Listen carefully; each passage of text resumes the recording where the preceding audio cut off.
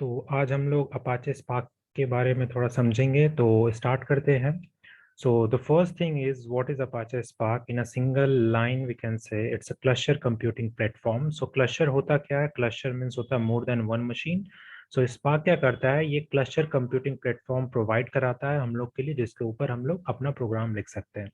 So it means होता है cluster means more than one machine. So पकड़ लो, ये मशीन M1 है, ये मशीन M2 है, और उसके बाद भी M3 पकड़ लो, एक और लिख देते हैं। तो इसके ऊपर क्या कर सकते हैं? हम पैरेलल वे में एग्जीक्यूशन करा सकते हैं। इट मीन्स कि अगर आप कुछ एग्जीक्यूट कराते हो तो कुछ पार्ट उसका एग्जीक्यूट होगा इसके ऊपर, कुछ पार्ट इसके ऊपर, कुछ पार्ट इसके ऊपर, और लास्ट में ये तीनों कंबाइन हो जाएगा और कंबाइन होकर हम लोग को रिजल्ट दे देगा।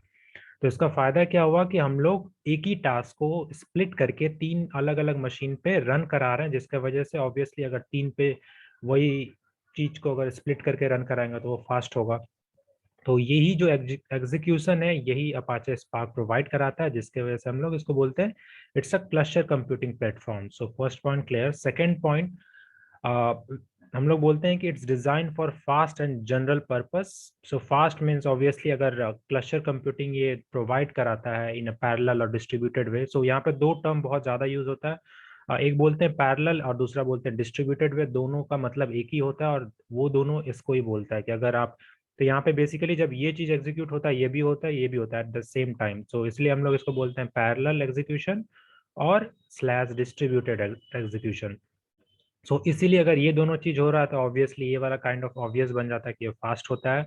और दूसरा चीज इसका ही है, ये जनरल पर्पस हार्डवेयर यूज कर सकता है। सो जनरल पर्पस होता है क्या? जो भी, जैसे जनरल पर्पस हम लोग बोलते हैं, जैसे अगर आपका लैपटॉप या कोई भी डेस्कटॉप होता है उसको एक जनरल पर्पस बोलते हैं, बिकॉज वो बहुत चीप आता है कंपेयर टू जो रियल सर्वर होता है, जो नॉर्मली मीन्स जो बड़े बड़े कंपनी यूज करते हैं। तो स्पार्क क्या होता है कि आपको कोई स्पेशलाइज सर्वर या मशीन नहीं चाहिए, कोई भी डेस्कटॉप या लैपटॉप रहेगा उसके ऊपर इंस्टॉल करके हम लोग अपना चीज रन करवा सकते हैं। तो इसलिए इसको बोलते हैं जनरल पर्पस। हार्डूप भी सेम चीज फॉर्म करता है, और ऑब्वियसली जनरल पर्पस बहुत चीप हार्डवेयर होता है कंपेयर टू जो स्टैंडर्ड हार्डवेयर हम लोग को मिलता है फॉर सेम कॉन्फ़िगरेशन का। सो ये एक याद करने का चीज है कि ये फास्ट होता है, और कभी भी स्पार्क क्या होता है, आंख बंद करके बोल दो, फास्ट होता है। और general purpose something more technical way में होता है। थर्ड होता है run run computation in memory. So ये एक बहुत इंपॉर्टेंट होता है कि ये ना ही सिर्फ पैरेलल एग्जीक्यूशन करवाता है, मीन्स नॉट कि सिर्फ तीन अलग अलग मशीन पे एट द टाइम कंप्यूट करता है और रन करता है आपका प्रोग्राम को, but at the same time ये मेमोरी से रन करवाता है सारे चीज को। इट मीन्स कि मेमोरी में रख के रन करवाता है। तो जो भी ऑपरेशन, अगर कुछ भी ऑपरेशन होता है तो वो दो टाइप से होता है। अगर सपोज करो आपका प्रोग्राम P है, तो ये क्या करता है, जो डेटा होता है उसको या तो डिस्क से रीड करता है या तो मेमोरी से रीड करता है। तो कभी भी कोई भी चीज मेमोरी से रीड होगा तो वो हमेशा फास्ट होगा और कंपेयर टू डिस्क से। तो स्पार्क क्या करता है, इसीलिए वो सारा जो एग्जीक्यूशन होता है तीनों मशीन पे, वो बोलता है कि तीनों मशीन का हमको सिर्फ रैम में डेटा दो, नॉट की डिस्क में।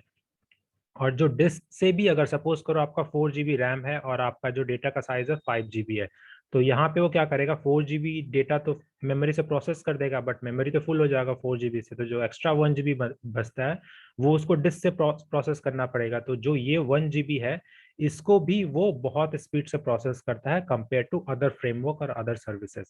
सो वही हम लोग बोलते हैं कि रन कंप्यूटेशन इन मेमोरी। जो भी ऑपरेशन होता है इन मेमोरी करता है, अगर मेमोरी से बच जाता है, डेटा एक्सीड हो जाता है, तो वो डिस्क से भी प्रोसेस करेगा, बट वहां पर भी वो बहुत एफिशिएंट होता है।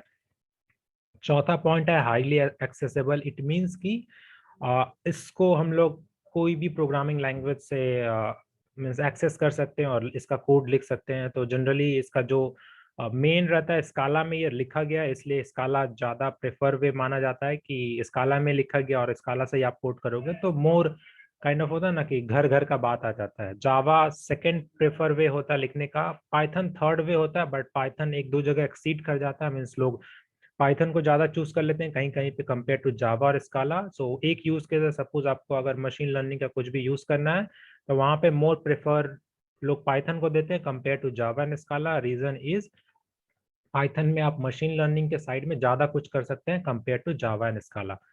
सो ये पॉइंट हो गया हाईली एक्सेसिबल। फिफ्थ पॉइंट है can integrate with Hadoop ecosystem and run in Hadoop cluster. So ये एक ऑल्सो इसका एक फीचर है कि ये इंटीग्रेट हो जाता है इजिली। सो हाडूप भी एक टाइप से हम लोग बोलते हैं कि ये बिग डेटा को प्रोसेस और स्टोर करने में यूज होता है, और अपाचे स्पार्क उसका काइंड ऑफ ओवरशैडो कर देता है हाडूप को बहुत जगह पे in terms of processing. So Hadoop में हम लोग प्रोसेसिंग के लिए मैप रिड्यूस यूज करते हैं, इसको हम लोग कभी बाद में समझेंगे मैप रिड्यूस एग्जैक्टली होता है क्या। But in terms of processing Apache spark far far better है हाडूप का प्रोसेसिंग से, जो मैप रिड्यूस करता है। बट बहुत सारे सिस्टम ऑलरेडी हाडूप में बिल्ड हो चुके हैं और हाडूप का स्टोरेज बहुत अच्छा है। सो ऑप्टिमम वे क्या होता है कि अगर आप हाडूप का स्टोरेज यूज करते हो और स्पार्क का प्रोसेसिंग यूज करते हो, तो ये एक ऑप्टिमम वे हो जाता है कोई भी बिग डेटा का रियल टाइम प्रोसेसिंग करो या रियल टाइम कुछ भी करो, तो ये एक बहुत ऑप्टिमम हो जाता है कि हाडूप का स्टोरेज करो और स्पार्क का प्रोसेसिंग यूज करो। सो ये एक बेस्ट सीन बन जाता है अगर ये दोनों यूज हो रहा है, बट जनरली लोग करते नहीं है। बट ये बेस्ट है, अगर यूज करना तो ये कर सकते हैं। तो मेनली यहाँ पे फिर पॉइंट का कहने का मतलब है कि हाडूप का अगर कोई भी प्री एग्जिस्टिंग है उसके संग इजिली स्पार्क को इंटीग्रेट कर सकते हैं, जिसके वजह से स्पार्क सब जगह घुल मिल जाता है। तो ये भेदभाव नहीं करता, जहां भी जाता है वहां पे मिल जाता है। सो ये एक भी एक और स्ट्रॉन्ग पॉइंट है अपाचे स्पार्क का। और छठा सबसे मोस्ट इंपॉर्टेंट पॉइंट है जो फास्ट का ही काइंड ऑफ एक्सटेंशन चीज है कि ये स्पीड बहुत ज्यादा प्रोवाइड कराता है compare to all the processes और इसका जो भी कंपिटिटर है। सो स्पीड के टर्म्स में ये क्या करता है, जो मैप रेड्यूस होता है, जो अभी हम लोग बात कर रहे थे कि हाडूप प्रोसेसिंग के लिए मैप रेड्यूस यूज करता है, उसका भी सेम कॉन्सेप्ट है कि पैरेलल वे में प्रोसेस करता है। बट मैप रेड्यूस क्या करता है, डेटा डिस्क से रीड करता है। तो जब डिस्क से रीड करेगा डेटा तो वहां पे स्लो हो जाता है, और क्योंकि स्पार्क जो है वो अपना मेमोरी से यूज करेगा तो ऑब्वियसली मेमोरी से ज्यादा फास्ट होगा कंपेयर टू डिस्क। और क्या होता है यहाँ पे, कंपेयर टू अदर फ्रेमवर्क और इसके अदर जो भी सर्विसेज हैं उससे ज्यादा ये कंप्यूटेशन टाइप प्रोवाइड कराता है। मीन्स कंप्यूटेशन में बहुत सारे टाइप होते हैं, तो ये सारे लगभग सारे टाइप प्रोवाइड कराता है। इटरेक्टिव क्वेरी भी यहाँ पे कर सकते हैं कि बहुत सारे क्वेरी आता है, हम लोग देखेंगे बाद में, बट क्वेरी कर सकते हैं यहाँ पे। और एक स्ट्रीमिंग प्रोसेसिंग जनरली यूज होता है जब हम लोग कोई भी चीज को रियल टाइम फेच करते हैं, तो ये एक होता है स्ट्रीमिंग प्रोसेस। सो ये अपाचे स्पार्क का एक डेफिनेशन होता है। तो कभी कभी हम लोग बोलते हैं कि इतना सारा कर लेता है तो स्पार्क खुद को ही समझता होगा कि कभी कभी लगता है अपनी भगवान है, बट भगवान तो नहीं है। बट जिस हिसाब से काम कर रहा है अच्छा खासा लेवल पे पहुंच ही गया है। सो ये एक इंट्रोडक्शन हुआ just to wrap up Apache Spark क्या करता है। पॉइंट्स टू रिमेंबर, एक की क्लस्टर कंप्यूटिंग है, second is it's fast, speed इसके पास अच्छा है। क्यों स्पीड अच्छा है, क्योंकि मेमोरी का यूज करता है ज्यादातर, डिस्क से भी अगर यूज करना हो तो ज्यादा अच्छा एग्जीक्यूट करता है। Integrate with other component, example Hadoop component, और यहाँ पे स्ट्रीमिंग प्रोसेसिंग भी हो सकता है। तो दो टाइप का प्रोसेसिंग होता है, एक होता है बैच, एक होता है स्ट्रीमिंग। बैच मीन्स डेटा वहाँ पे ऑलरेडी प्रेजेंट है, you can say static data. Streaming जब डेटा प्रेजेंट है बट वो आते जा रहा है। पकड़ लो अगर कोई आईओटी डिवाइस, और सिंपल सा एग्जांपल होता है ट्विटर का डेटा जो है वो रियल टाइम में ट्वीट होता है और आप उसको प्रोसेस करना चाहते हो, तो दो टाइप का स्ट्रीमिंग होता है, बैच एंड स्ट्रीमिंग। जो दोनों टाइप का अपाचे स्पार्क प्रोवाइड कराता है। सो यहाँ के लिए काफी, नेक्स्ट चलते हैं, स्टैक ऑफ अपाचे स्पार्क। सो यहाँ पे क्या बोलते हैं कि क्या स्टैक मीन्स इसके अंदर क्या क्या है, मीन्स जो भी स्पार्क प्रोवाइड कराता है। तो जस्ट इसका नेक्स्ट लेवल जो अभी हम लोग पढ़े, सो जो भी स्टैक है इसका जो मेन काम है स्टिल कंप्यूटेशन इंजन ही है, कि ये प्रोवाइड कराता है एक इंजन जहां पे हम लोग शेड्यूल कर सकते हैं डिस्ट्रीब्यूटेड वे में, और उसको मॉनिटर कर सकते हैं जो भी जॉब हम लोग शेड्यूल करते हैं। तो शेड्यूल क्या कर सकते हैं, ऑब्वियसली शेड्यूल में जॉब, और जॉब क्या होता है, जो भी हम लोग एग्जीक्यूशन या इंस्ट्रक्शन लिखते हैं इन टर्म्स ऑफ प्रोग्राम, तो ये हम लोग शेड्यूल कर सकते हैं, इसका एक फायदा होता है। बट इसका जो मेन काम है कंप्यूटेशनल, बाकी सब जो है वो एक काइंड ऑफ डाउनस्ट्रीम बोल सकते हो, और इसका सब कैटेगरी ऑफ फीचर है, बट मेन फीचर ऊपर वाला ही है। दूसरा क्या इसका स्टैक में आता है, दूसरा आता है ये एसक्यूएल और एमएल लाइब्रेरी का भी सपोर्ट देता है कि, और इट्स नॉट कि सपोर्ट आप एसक्यूएल एंड एमएल का जो भी चीज है वो दूसरे चीज में भी करते हैं आउट ऑफ स्पार्क, तब भी आप कर सकते हैं। बट यहाँ पे जो मेन वर्ड है इसका out of the box provide कराता है, may be you can say like in house provide कराता है कि एसक्यूएल और जो एमएल इसका फीचर है ये स्पार्क ही प्रोवाइड कराता है, जिसके वजह से क्या होता है कि वो आपको अलग से उसका मेंटेन नहीं करना पड़ता है, अलग से उसको कुछ और नहीं करना पड़ेगा, बिकॉज वो स्पार्क का एक पार्ट है। जब भी कोई चीज का एक पार्ट होता है वो ज्यादा यूज बेटर आप उसको यूज कर सकते हैं और डेवलप कर सकते हैं कंपेयर टू अदर चीज को अगर लाकर आप उसको उसके अंदर लाते हो। एग्जाम्पल पकड़ लो कि कोई भी आप एप्लीकेशन यहाँ पे बनाते हो, एप्लीकेशन ए, और अगर आप मशीन लर्निंग लाइब्रेरी का कुछ भी प्रेडिक्शन चलाना चाहते हो तो आपको क्या है, एक अलग से पाइथन स्क्रिप्ट लिखना पड़ेगा या पाइथन प्रोग्राम लिखना पड़ेगा, फिर ये दोनों को A+B करना पड़ेगा, ये एप्लीकेशन है ये इसको यूज करेगा, ये कोई सर्वर या मशीन के ऊपर चलेगा, फिर आपको इसका मेंटेनेंस है, फिर इसको देखना पड़ेगा, इसका टेस्टिंग है, जो जो भी सारा है। बट ये सारा चीज हम लोग नहीं करेंगे अगर हम स्पार्क यूज करते हैं कि स्पार्क का एक अपना क्लस्टर होगा। पकड़ लो ये स्पार्क का अपना क्लस्टर, और ये टाइटली इंटीग्रेटेड रहता है एसक्यूएल के संग, एमएल के संग, और बहुत सारा अलग फीचर है वो भी।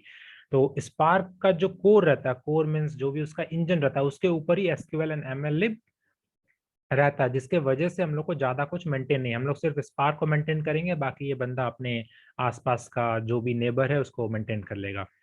और जिसके वजह से क्या होता है कि कॉस्ट बहुत ज्यादा मिनिमाइज हो जाता है। ऑब्वियस ऑब्वियस सा बात है कि अगर कोई आप चीज अलग अलग यूज करते हो और उसको अलग अलग मेंटेन करते हो कंपेयर टू एक ही चीज है जो सारा चीज प्रोवाइड कराता है, तो कॉस्ट वाइज ये ज्यादा एफिशिएंट हो जाता है, बिकॉज ये सारा चीज खुद ही करता है।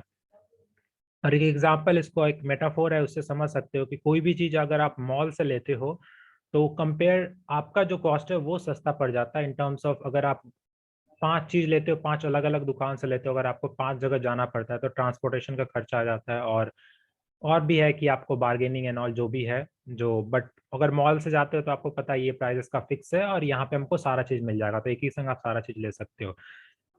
सो ये एक है इसका कॉन्सेप्ट कि कॉस्ट मिनिमाइज क्यों होता है।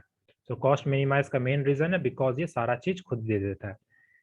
उसके बाद आता है एक परफेक्ट फ्लो, जो हम लोग बोल सकते हैं कि अगर स्पार्क है तो अभी तक हम लोग क्या समझे कि स्पार्क क्या होता है और स्पार्क से हम लोग क्या क्या कर सकते हैं। तो एक रियल लाइफ एग्जांपल समझते हैं कि कैसे एक स्पार्क का प्रोजेक्ट हम लोग करते हैं। तो फर्स्ट होता है कि सोर्स, सोर्स मीन्स जहाँ पे डेटा प्रेजेंट होता है, बिकॉज हियर हम लोग जो भी बात करेंगे इन टर्म्स ऑफ डेटा बात करते हैं, मीन्स डेटा रहने से ही प्रोसेस होगा, डेटा रहने से ही प्रोडिक्शन होगा, अगर डेटा नहीं तो कुछ नहीं। सो ये अपना मेन खजाना है। तो इसको सोर्स चाहिए, सोर्स कुछ भी हो सकता है, कोई भी माई सिक्वल हो सकता है, कोई भी जेसन फाइल हो सकता है, कुछ भी हो सकता है, अनस्ट्रक्चर स्ट्रक्चर जो भी आप पकड़ लो डेटा सेट। तो ये इमेजेस भी हो सकता है, कोई भी फाइल हो सकता है, तो ये XYZ जो भी पकड़ लो, सोर्स ये होता है। इसको दो वे से हम लोग ला सकते हैं। तो ये एक प्रोजेक्ट का फ्लो है, और बस मान लो जो यहाँ पे लिखे हैं बस मान लो, बाकी होना ना होना तो क्लाइंट का नखरा पर डिपेंड करता है। सो अगर आप कभी रियल प्रोजेक्ट में काम करोगे तो समझ में आएगा, स्टार्ट कुछ और से होता है, एंड कहीं पे चला जाता है, बट ओवरऑल ऐसा ही होता है लगभग, स्टार्ट इससे होता है और इन डेस्टिनेशन में कुछ और ही बन जाता है। बट स्टिल सोर्स होता है बहुत सारा डेटा सेट जहाँ से आप डेटा स्टोर, जहाँ पे आपका डेटा स्टोर रहता है, उसके बाद वहां से डेटा को आपको लाना पड़ेगा स्पार्क के अंदर। तो वो स्पार्क के अंदर लाने के लिए दो वे से हम लोग ला सकते हैं, एक होता है स्ट्रीमिंग, एक होता है बैचिंग। तो जैसे कि हम लोग कुछ देर पहले डिस्कस कर रहे थे, डिपेंड होता है कि आप कौन सा चीज यूज करते हो, स्ट्रीमिंग यूज करोगे या बैचिंग यूज करोगे। बैचिंग मतलब अगर डेटा स्टैटिक है, आपको पता है कि डेटा अभी और नहीं आ रहा है, तो बैचिंग वे से आपको लोड करना पड़ता है डेटा को, और स्ट्रीमिंग वे से सेम चीज लोड ही करेंगे, बट ये क्या होता है जैसे ही डेटा अराइव होगा ये वाला चीज पकड़ लेगा। सो मशीन लर्निंग ये अलग से मशीन लर्निंग नहीं है, ये सारा जो भी आप डायग्राम यहाँ पे देख रहे हो ये सारा स्पार्क के ऊपर ही बसा हुआ है। तो स्पार्क का क्लस्टर है, उसके ऊपर ही ये लोग घर बसा के रखा हुआ है, पूरा प्रोजेक्ट इसके ऊपर ही चल रहा है। सो बीच में अगर पकड़ लो इस डेटा लाते हो, तो हम लोग प्रोजेक्ट फ्लो का बात कर रहे हैं, एक सिंपल सा यूज केस। सो सोर्स से कनेक्ट किया, पकड़ लो बैचिंग डेटा आ रहा है, बैच में आप लोड किए सारा डेटा, और यहाँ पे मशीन लर्निंग, तो आजकल तो मशीन लर्निंग में कुछ भी कर दो, जादू टोना कुछ भी हो जाता है। सो जो भी कोई बोले ये प्रॉब्लम कैसे सॉल्व होता है, आंख बंद करके बोलो मशीन लर्निंग लगा दो, और सॉल्व हो चाहे ना हो, बट दिखने में अच्छा लग जाता है, साउंड अच्छा करता है। सो यहाँ पे हम लोग कुछ जादू टोना करेंगे मशीन लर्निंग से, तो कुछ प्रेडिक्शन करेंगे means on a serious note की यहाँ से डेटा आएगा और based on the data and based on the requirement we do certain type of prediction, और कुछ भी करेंगे वहाँ पे based on the algorithm and all. तो जब डेटा आप वहां पे कर देते हो तो फाइनली आप डेटा को प्रेडिक्ट करके यहाँ पे लाओगे। डेटा जब प्रेडिक्ट हो जाएगा तो उसको क्लासिफाई कर सकते हो। पकड़ लो अगर आप ट्विटर का एग्जांपल लो, तो ट्विटर में क्या होगा, 3 टाइप का आपको क्लासिफिकेशन प्रॉब्लम सॉल्व करना है, कि न्यूट्रल ट्वीट है कि नेगेटिव है या पॉजिटिव है। तो based on that this thing is responsible to classify your tweet based on batching और स्ट्रीमिंग। और यहाँ पे जब आपका डेटा रियल टाइम में क्लासीफाई हो जाता है तो आप क्या कर सकते हो, एसक्यूएल यूज करके ज्वाइन या कुछ भी रेलिवेंट आप चीज फेच कर सकते हो। बिकॉज जब मशीन लर्निंग चलेगा तो यहाँ पे पकड़ लो एक टेबल है जहाँ पे बहुत सारा कॉलम है, तो डेफिनेटली आप बहुत सारा कॉलम को नहीं पिक करना चाहते, आप चाहते हो कि ये कॉलम पिक करे, ये कॉलम पिक करे, मे बी ट्विटर का जो भी जिसका नेम है वो पर्सन का नेम और उसका ट्वीट आप पिक करना चाहते हो, तो आप एसक्यूएल से वो चीज पिक कर सकते हो। एक एग्जांपल है बट कुछ भी पिक कर सकते हो। तो एसक्यूएल यहाँ पे यूज करके और लास्ट में विजुअलाइजेशन आप लगा सकते हो। अच्छा अच्छा ग्राफ दिखाओगे, बिकॉज मेन चीज यही आता है, बाकी आप जो भी पीछे कर लो, बट ये ही चीज फाइनली जो हम लोग सो कॉल्ड क्लाइंट बोलते हैं उसको पसंद आएगा और वो इसके ऊपर ही फोकस करेगा। तो ये चीज लाने के लिए हमको ऊपर का उतना सारा नखड़ा करना पड़ेगा और ये सारा चीज करना पड़ेगा। तो ये एक नॉर्मल सा प्रोजेक्ट का फ्लो है। यहाँ पे मशीन लर्निंग नहीं भी लग सकता है, कुछ और भी लग सकता है, यहाँ पे एसक्यूएल नहीं भी लग सकता है। डायरेक्ट आप मतलब सोर्स को पकड़ लो, स्ट्रीम करा के यहाँ पे कुछ प्रोसेसिंग का लॉजिक लिखो, नॉट मशीन लर्निंग, और वो डायरेक्टली आप विजुअलाइजेशन में ला सकते हो। तो ये भी एक फ्लो है। तो यहाँ पे मेन एम था कि कैसे आप एमएल लाइब्रेरी और एसक्यूएल लगा के प्रोजेक्ट का नॉर्मल फ्लो होता है। अब आते हैं तीसरा, स्पार्क का जो आर्किटेक्चर है, वो आर्किटेक्चर इस तरह से रहता है कि स्पार्क का जो कोर है ये उसका इंजन है। जो भी हम लोग बोलते हैं ये इंजन बेसिकली नॉट दूसरा कुछ इंजन है, बहुत सारे मशीनों के ऊपर स्पार्क इंस्टॉल है, उसी को हम लोग बोलते हैं स्पार्क कोर और इंजन। सो यही हम लोग का मेन विलन है, सारा चीज यही करता है। तो ये क्या होता है, ये पकड़ लो बहुत सारा मशीन है, 1 2 3 करके। तो ये मशीन को जो चलाता है, कोई भी तो मशीन को मैनेज करना होगा ना। आप अगर सिंगल मशीन यहाँ पे 3 मशीन पकड़ लो, 1 2 3 है, तो इसको तो कोई मैनेज करने वाला चाहिए कि भाई तुम ये वाला तुम करना, दूसरा तुम ये वाला करना। आपस में लड़ाई झगड़ा से बचाने के लिए कोई मॉनिटर चाहिए जो उसको संभाल सके, जो कि हम लोग बोलते हैं मास्टर और स्लेव आर्किटेक्चर। उसको किसी और दिन समझेंगे, बट मैनेज करने के लिए क्लस्टर मैनेजर चाहिए, और ये तीनों चीज क्लस्टर मैनेजर होता है। तो स्पार्क का इंजन होता है, उसमें बहुत सारे मशीन होंगे, वो मशीन को मैनेज करने के लिए वेरियस वे ऑफ मैनेजर आता है। वो मैनेजर का नाम है स्टैंड अलोन शेड्यूलर, यान और मेसोस। स्टैंड अलोन शेड्यूलर होता है जब आप अपने सिंगल डेस्कटॉप या लैपटॉप में स्पार्क को इंस्टॉल करते हो, तो by default standalone scheduler ही उसको मैनेज करता है। यान और मेसोस में if you have more than 1 machine और उसके ऊपर स्पार्क अलग अलग इंस्टॉल है और उसको कोई मैनेजर मैनेज करने वाला चाहिए, तो ये होता है। इसको किसी और दिन, इसको भी किसी और दिन, बट सिंपल सा भाषा में यही ये काम करता है। और इंजन के ऊपर ये प्रोवाइड कराता है SQL, streaming real time, machine learning library और ग्राफिक्स प्रोसेसिंग। सो ये एक एक फीचर डिटेल में समझेंगे, but for the time being let's concentrate on Spark core. So ये बेसिकली क्या प्रोवाइड कराता है, ये बेसिकली क्या करता है, ये रिस्पॉन्सिबल है टास्क को शेड्यूल करने में। जो भी आप प्रोग्राम लिखोगे उसको शेड्यूल करना, मीन्स कब रन होगा कब नहीं रन होगा। मेमोरी को मैनेज करना, बिकॉज इसका अगर तीनों मशीन है तो ये चाहेगा कि हम ऑप्टिमम मेमोरी को मैनेज करें, तो उसके लिए ये रिस्पॉन्सिबल है। फॉल्ट रिकवरी, इट मीन्स कि अगर आप कोई चीज रन कराते हो, बीच में वो चीज फेल हो जाता है, तो कैसे उसको रिकवर करे, तो ये भी स्पार्क कर सकता है, जो कि नॉर्मल अगर आप प्रोग्राम में लिखते हो तो वो नहीं कर पाता है। फिर क्या है, इंटरेक्टिंग विद स्टोरेज सिस्टम। ये इंपॉर्टेंट चीज है कि बिकॉज यहाँ पे दो चीज होता है कि एक तो होता है प्रोसेसिंग, ऊपर से होता है कि कैसे आप स्टोरेज को इस्तेमाल करते हो, बिकॉज उसके ऊपर बहुत सारा डिपेंड करता है कि आपका स्पीड कैसा होगा। तो ये स्टोरेज सिस्टम को भी मैनेज करता है अपने हिसाब से, जो कि ये इफिशिएंटली, यहाँ पे हम लोग को ये सारा चीज हम लोग खुद नहीं करते हैं, ये स्पार्क का कोर ही करता है। अपना काम है भैया, मशीन दे दिया, उस पर इंस्टॉल कर दिया, बाकी तुम लोग समझो। तो ये स्पार्क को करता है। और इसका जो मेन सबसे इंपॉर्टेंट चीज है, स्पार्क बोले तो आप एक लाइन में बोल सकते हो ये आरडीडी ही मेन इसका है। तो अगर कोई भी चीज का हार्ट या बैकबोन आप बोल सकते हो, स्पार्क समझना है तो आपको आरडीडी समझ में आना चाहिए। सो इसको अगर फनी वे में हम लोग बोलते हैं कि जो अगर होता है ना कि चारों तरफ अंधेरा फैलाने वाला जो तमराज किलविश था, तो यहाँ पे चारों तरफ डिस्ट्रीब्यूटेड वे में कोई भी चीज को एग्जीक्यूट कराने के लिए हम लोग आरडीडी का यूज करते हैं। तो यही बंदा है कि चारों तरफ अंधेरा फैलाता in terms, this is the main culprit जो कि रेस्पॉन्सिबल है कि अगर ये मशीन M1 है, ये M2 है, ये M3 है, तो इसके ऊपर जो पैरेलल वे में कोई भी चीज एग्जीक्यूट होता है, तो ये तभी होगा जब आपका डेटा का जो टाइप है वो आरडीडी होगा। इसको डिटेल में समझेंगे, बट सिंपल वे में कि कभी भी कोई भी चीज अगर पकड़ लो, आप सम करना चाहते हो 1 + 2, तो ये 1 + 2 पकड़ लो, ऐसा करते हो 1 + 2 + 3 + 4। आप चाहते हो कि ये वाला एक मशीन पे हो, ये वाला एक मशीन पे हो, और फिर लास्ट में ये दोनों को ऐड करके फाइनल रिजल्ट आ जाए। तो ये डायरेक्टली, ये क्या है, डेटा टाइप इंटीजर है, तो ये इंटीजर को डायरेक्टली ऐड नहीं करने देता स्पार्क। ये बोलता है बिकॉज इसको हम 1 + 2 एक मशीन में दे रहे हैं और 3 + 4 दूसरे मशीन में दे रहे हैं, तो आई वांट कि इसका जो डेटा टाइप हो आरडीडी हो, तभी हम लोग इसको डिस्ट्रीब्यूट कर पाएंगे, वरना मेरे लिए पॉसिबल नहीं है 1 + 2 को स्प्लिट करके एक मशीन पर रन करा दो। तो इसीलिए before adding this to number we have to convert from integer to RDD. ये कैसे करते हैं ये बाद में देखा जाएगा। जनरली डेटा लोडिंग के टाइम या रीडिंग के टाइम ही हम लोग कन्वर्ट कर देते हैं और उसके बाद ये बंदा चारों तरफ फैला देता है अपना एग्जीक्यूशन। सो यही है डिस्ट्रीब्यूटेड आइटम जो सारे मशीन पे कर देता है। तो ये एक समरी हुआ कि ये आपका आर्किटेक्चर हुआ कैसे स्पार्क कोर। तो मेनली यहाँ पे हम लोग देखे स्पार्क कोर, फिर देखे इसका क्या स्टैक है। स्टैक में इन टर्म्स ऑफ ये प्रोजेक्ट है। अच्छा, तो प्रोजेक्ट में देखे कैसे रियल लाइफ प्रोजेक्ट काम करता है अगर हमको स्पार्क का कंपोनेंट यूज करना हो। फिर देखे कि क्या क्या स्पार्क प्रोवाइड कराता है in terms of stack. So SQL ML tight integration provide कराता है और पैसा भी बहुत बचाता है। और यहाँ पे कुछ इसका नॉर्मल अगर अगर कोई बोले डिफाइन स्पार्क और व्हाट इज अपाचे स्पार्क। सो इसी के संग समाप्त करते हैं। अलविदा।